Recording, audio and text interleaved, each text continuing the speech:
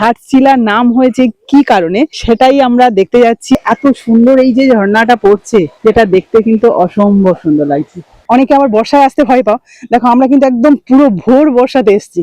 এই জঙ্গলেই কিন্তু রয়েছে হাতি, ময়ূর, দারুণ অ্যাডভেঞ্চার। ঘাটশিলা আসলে কিন্তু অবশ্যই এই জায়গাটা তো আসতেই হবে। চারিদিকে দেখো পাহাড় আর এই যে লেক। একদিনে যে এত কিছু দেখতে পাবো ভাবতেই পারিনি। শুভ সকাল বন্ধুরা, আজকে আমাদের ঘাটশিলার দ্বিতীয় দিন, আর আজকে কিন্তু সকাল সকাল একদম রেডি হয়ে বেরিয়ে পড়েছি। মানে সাইট সিন কিছু দেখবো, আর তার সাথে সাথে কিন্তু বাড়িও যাবো আজকে। মানে সন্ধ্যের মধ্যে বাড়ি ঢুকতেই হবে, কারণ কালকে থেকে আবার ছেলেদের স্কুল রয়েছে, পরীক্ষাও রয়েছে। তো যাই হোক, সকালবেলা কিন্তু ওই যে রুম থেকে বেরিয়ে এসেছি, তোমাদের আর দেখানো হয়নি। তো আমাদের অটোও চলে এসেছিল, তাড়াহুড়ো করে আমরা চলে এসেছি। তো এখন ব্রেকফাস্ট সকালে কিছু হয়নি বলে এই যে রোডের উপরে একটা সুন্দর ইডলি আর ধোসা বিক্রি হচ্ছে। মানে এটাই দেখছি যেখানে যাচ্ছি শুধু এই খাবারই হচ্ছে, ইডলি আর ধোসা। এই যে ঘোরায় নাই এত সুন্দর ভাবে, দারুন। ধোসার থালাটা দেখ বেশ বড় সড়ো। তো চলো আমাদের সকালের ব্রেকফাস্ট এটাই খেয়ে নিই ঝটপট। সকাল সকাল কিন্তু আমরা ব্রেকফাস্ট করে মানে বেরিয়ে পড়েছি এই যে সাইট সিন করতে। আর প্রথম সাইট সিন হলো এই সূর্য মন্দির, মানে ঘাটশিলার সূর্য মন্দিরটা একটু তোমাদের দেখাই। এই যে কি দারুণ দেখতে, অসাধারণ। এখানে কিন্তু 3, 3, 6, 7টা ঘোড়া আছে, আর পাশেই কিন্তু এটা নদী। এটা কি সুবর্ণরেখা নদী? আচ্ছা, সুবর্ণরেখা নদী। ঘাটশিলারই চারিদিকে যেখানে যাচ্ছি এই সুবর্ণরেখা নদী রয়েছে। মন্দিরটা দেখেই কিন্তু দাঁড়িয়ে পড়লাম, এতটাই সুন্দর দেখতে। এবার ভেতরে যাব। জয় সূর্যদেবের জয়।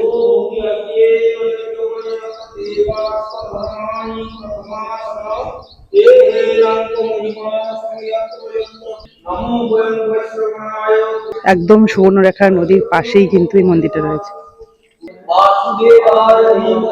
সর্বকার্যে সিদ্ধিলাভম ভবতু সাবিত্রী সত্যভামাস্যু।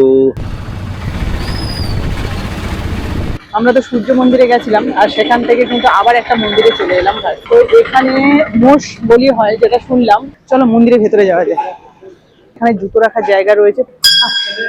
মন্দিরের মাতাজি যে রয়েছে, ভীষণ সুন্দর মূর্তিটা। ভেতরে একটা খুব সুন্দর কিন্তু একটা সাউন্ড হচ্ছে, যেটা ওম বলে একটা সাউন্ড হচ্ছে, যেটা ভীষণ ভালো লাগছে। তোমরা কিন্তু সাইট সিনে আসলে অবশ্যই কিন্তু এখানে এসে খুব ভালো লাগবে।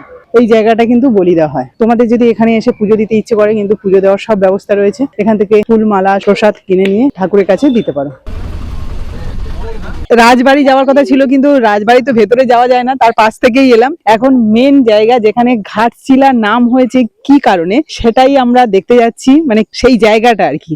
তো এই দেখো একটা ব্রিজ মতো রয়েছে, তার নিচ থেকে যেতে হচ্ছে। তো এই জায়গাটা হচ্ছে এই যে সুবর্ণরেখা নদীর জল স্রোত রয়েছে, যেখানে মিষ্টি জল বলে সবাই মানে গ্রামের মানুষজন সব স্নান করছে এই জায়গাটা। আর ওই দূরে কিন্তু পাহাড়ও দেখা যাচ্ছে, আর ওই যে বড় বড় শিলা মানে ঢিপি হয়ে রয়েছে। আর দেখতে পাচ্ছ মাঝখানে কিন্তু হনুমানজির একটা পতাকাও দিয়ে রেখেছে। আর ঝর্ণার একটা আওয়াজ পাচ্ছি, দেখতে পাচ্ছি না, ওনারা যেহেতু স্নান করছে সেই জন্য আমরা কিন্তু কাছে আর যাচ্ছি না, একটু দূর থেকেই দেখার চেষ্টা করছি। সকালে বেরিয়েই 3টে স্পট কিন্তু ঘোরা হয়ে গেছে। এখন 9:45 মতো বাজতে যায়। এবার কোনটায় যাব দেখি, জিজ্ঞাসা করি।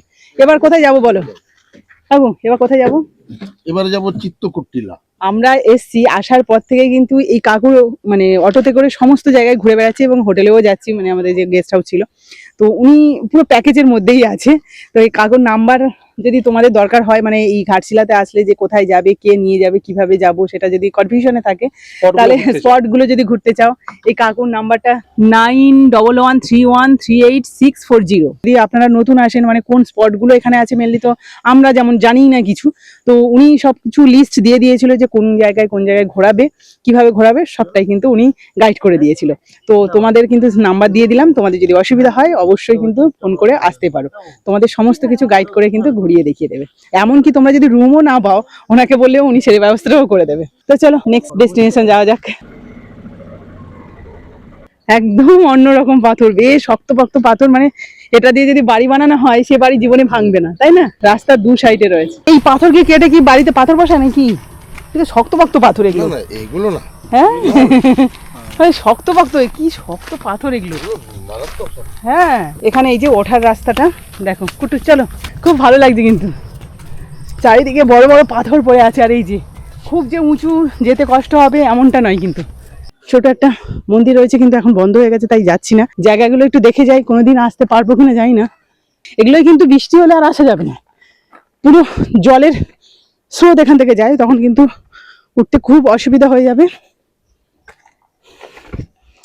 মানে এ পাথর অন্যরকম, একদম অন্যরকম। এ কি পাথর বোঝাই যাচ্ছে না। যারা নিরিবিলি জায়গা খুঁজছো তারা কিন্তু অবশ্যই ঘাটশিলা চলে আসতে পারো, একদম নিরিবিলিতে নিজের মতো করে ঘুরতে পারবে। অনেকে আবার বর্ষায় আসতে ভয় পাও, দেখো আমরা কিন্তু একদম পুরো ভোর বর্ষাতে এসেছি, তবে আমাদের ভাগ্যটা ভালো যে বৃষ্টি হচ্ছে না।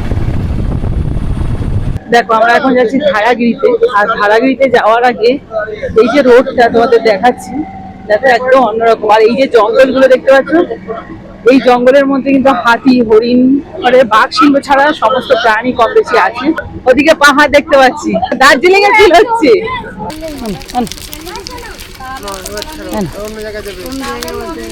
আর কি আছে সেই ঘাটশিলাতে, ওখান থেকে বাজার করে নিয়ে আসে? আচ্ছা আচ্ছা, ধারাগিরিটা এইদিকে তো? আচ্ছা আচ্ছা, এই দিকটা যেতে হবে তাই তো?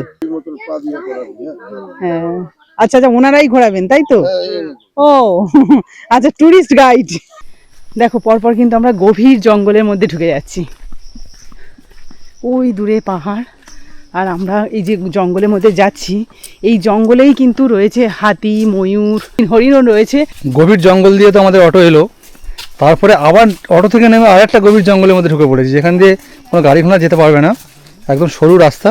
একদম রোমাঞ্চকর অভিজ্ঞতা, বাচ্চা বড় সবার জন্য দারুণ অ্যাডভেঞ্চার, একদম অ্যাডভেঞ্চার। যাচ্ছি জঙ্গলের মধ্যে দিয়ে, তাই শেষ বলতে পারছি না, চলো গিয়ে তোমায় দেখাই।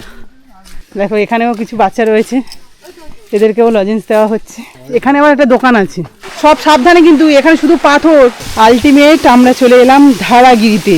কি মারাত্মক লেভেলের অ্যাডভেঞ্চার আর কি যে সৌন্দর্য, সেটা এখানে যারা আসেনি তারা কিন্তু সত্যিই মিস করবে, কারণ এটা এতটাই সুন্দর যা কল্পনার বাইরে। কোথা থেকে যে জলটা আসছে সেটা আমরা বলতে পারবো না, তবে এত সুন্দর এই যে ঝর্ণাটা পড়ছে, যেটা দেখতে কিন্তু অসম্ভব সুন্দর লাগছে।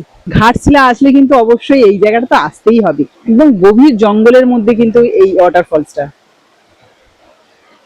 তো বন্ধুরা, আমরা চলে এসেছি বুরুধি লেকে, মানে পাহাড় ঘেরা একটা সুন্দর লেক আছে। এই জায়গাটা দেখো, চারিদিকে দোকানও আছে, দোকানপাটগুলো কিন্তু স্পেশাল ব্যাপার রয়েছে, মানে এখানে কিন্তু দেশি মুরগি পাওয়া যায়, ওই যে মুরগিগুলোও রয়েছে দেখতে পাচ্ছ মারা, এখানে কিন্তু দেশি মুরগি বললেই কিন্তু রান্না করে দেয়। এখান থেকে কিন্তু অসম্ভব সুন্দর লাগছে, দেখো মানে ওই পাহাড়ের ছায়াটা জলে পড়েছে, আর তার জন্য কিন্তু দেখতে দারুণ লাগছে, তাই না?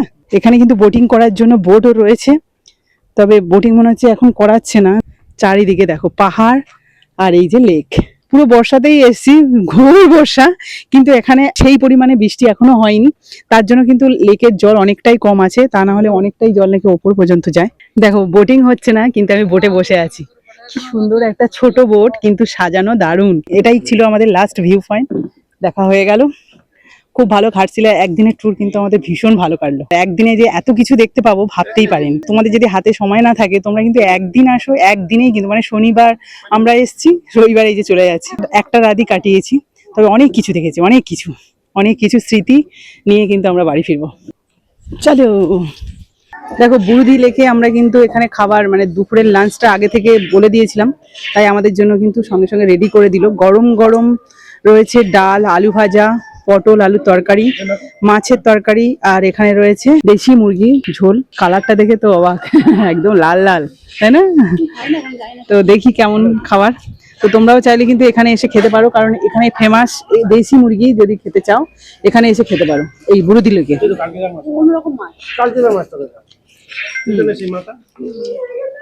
টেস্ট ভালো, প্রচুর ঘুরলাম কিন্তু একদিনে, দারুণ ঘুরেছি, খুব মজা করেছি, প্রচুর খাওয়া দাওয়া করেছি, একদম অন্যরকম ভাবে কিন্তু এনজয় করতে পেরেছি মাত্র একটা দিন এসে।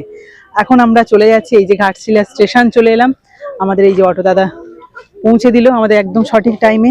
এখন কটা বাজে? 1:43। আমাদের ট্রেন ছিল 2:30-এ, কিন্তু সেই ট্রেন লেট দেখাচ্ছে, ইস্পাত ট্রেন, ওটা 2 ঘন্টা লেট দেখাচ্ছে।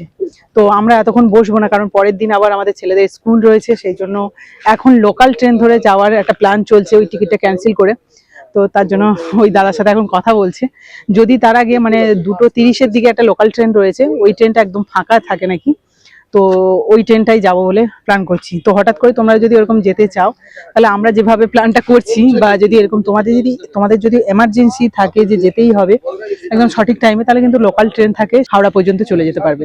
এই যে ঘাটশিলা স্টেশন এখন ফাঁকা, কোনো ট্রেন নেই, ট্রেন তো লেট, এবার লোকাল ট্রেন যদি দেয় সেটা কিন্তু এই 1 নম্বরেই দেবে। মানে আমাদের এখনো প্রায় 1 ঘন্টা 45 মিনিট মতো কিন্তু ওয়েট করতে হবে যদি লোকাল ট্রেনে যাই। আর যদি আমরা ইস্পাত ট্রেনে যাই আমাদের এক্সপ্রেসে, যেটাতে টিকিট কাটা আছে, সেটাতে যদি যাই প্রায় 2.5 ঘন্টা মতো ওয়েট করতে হবে। মানে সেই সন্ধ্যে 5টার সময়, অ্যাকচুয়ালি 2:30টার সময় আমাদের ট্রেন ছিল, সেই ট্রেন এতটাই লেট, জানি না কি কারণে আমরা যেখানে যাই এরকম হয় আমাদের সাথে। এখন বাজে 4:14, মানে ক ঘন্টা আমরা এখানে বসে আছি বুঝতেই পারছো। আজকে সমস্ত ট্রেন লেট, রবিবারের দিন কিন্তু প্রত্যেকটা ট্রেনই লেট। এটা হচ্ছে কি গ্যালোপিন লোকাল রয়েছে, আমরা যে ট্রেনে উঠে বসে আছি, এটা আবার টিকিট নিল 90 টাকা। আর আমাদের ওখানে কিন্তু টিকিট কাটা ছিল, সেটাও ক্যান্সেল করতে পারিনি। এই লোকাল ট্রেনটা কিন্তু দেখো কতটা ফাঁকা। তোমাদের আরেকটা কথা বলে দিই, এই গ্যালোপিন লোকালটা কিন্তু 2:35-এ ছাড়ার কথা ছিল এখান থেকে, 4:15-তে ছাড়ছে। দেখো এই যে আমাদের ট্রেন ছেড়ে দিচ্ছে ঘাটশিলা থেকে। তো টাটা করে দাও কুটুস ঘাটশিলা গিয়ে।